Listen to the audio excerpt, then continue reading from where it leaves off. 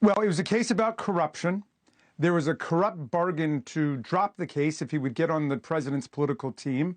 And then they had to corruptly fire 7 excellent lawyers in the Public Integrity Division and the Criminal Division of the Department of Justice. The whole thing is saturated with corruption. And I think to me, it reflects the larger theme that that's what this administration is about.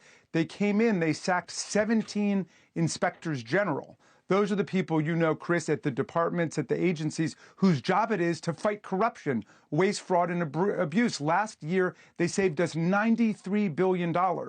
You know, Elon Musk hasn't saved us $93. He's just out there firing good federal workers who are doing their jobs as research scientists at NIH or air traffic controllers or food and safety investigators. There is a way to go after corruption, and we've set up a system to do it. They're also dismantling the Consumer Financial Protection Bureau, which saved us tens of billions of dollars in consumer ripoffs from airlines and banks and credit card companies. They limited overdraft fees to $5, which, you know, the Trump administration wants to overturn. They're gutting the enforcement of corporate white-collar crime in the Department of Justice. That's the whole MO of this new administration. They want to make it as easy as possible for corruption to proceed among their friends. And this is just a very vivid example of it.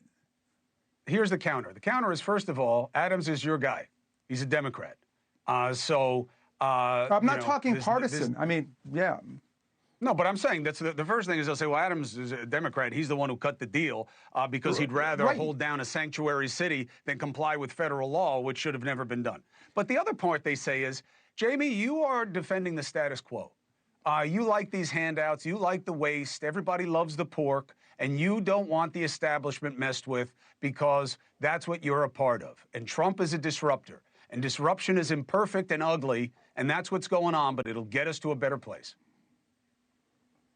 Okay, so let me answer both of those because I think you have successfully captured their best rhetorical answers to what we're talking about. First of all, the fact that Mayor Adams is a Democrat is neither here nor there for me. I don't want corrupt politicians who are Republicans, Democrats, or anything else. So they are forming a corruption party very clearly. Whether you're talking about Vladimir Putin, you think Adams is corrupt, Jamie? No, I want the criminal justice system to work. He was indicted by a grand jury in New York, which found probable cause that he had committed several corruption offenses. The criminal justice process was working, right? The U.S. Attorney's Office found there was probable cause. The grand jury found there was probable cause.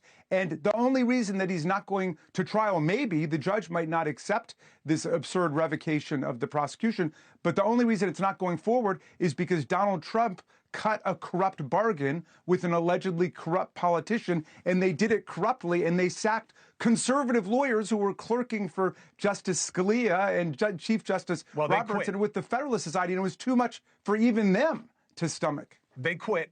They quit, and they say the only reason it moved forward is because Adams told the truth about the Biden administration being lax on illegal immigration, and the DOJ targeted him. And if you look at anybody, you'll find for whatever reason. But all of that is propaganda, obfuscation, all of that, because what matters here is that he has been indicted. He was about to be prosecuted, and they yanked it because of a corrupt bargain that was then corruptly forced through the Department of Justice, and they sacked a whole bunch of excellent lawyers, including conservative lawyers who had clerked for the most right-wing justices in the land. But Jamie, look, this is they quit.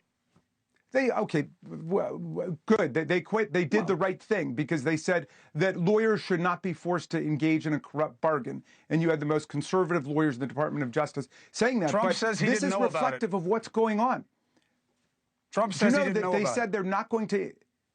Whatever. If you believe that, then I'm sure there's some bridges in New York named after various members of your family I could sell you. But look, I do not believe that. All right, but here's my point.